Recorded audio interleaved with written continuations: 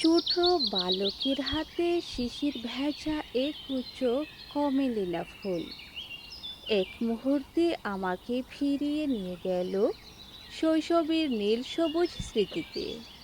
সেই স্মৃতিতে বাড়ির পাশে মাঠে ঘাটে লতানো কমেলিনা গাছে অসংখ্য ফুল ফুটে উঠত, মাটিকে রঙিন করত। প্রভাতে ঘুম ভাঙলে সবার আগে তাদের সাথে দেখা করতাম। ফুলেরা হালকা বাতাসে দুলতে দুলতে আমার সাথে কথা বলার চেষ্টা করত, যেন আমায় স্বাগত জানাচ্ছে। আমি বুঝতাম তাদের খুশি করার জন্য আমার স্পর্শই যথেষ্ট। শুধু হালকা করে ছুঁয়ে বিদায় জানাতাম।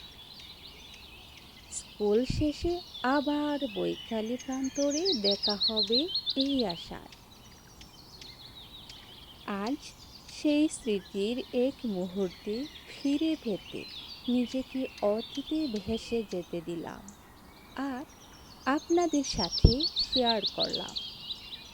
গল্পটি ভালো লাগলে গল্পকথা ইউটিউব চ্যানেল সাবস্ক্রাইব করে বেল আইকন ক্লিক করে রাখুন।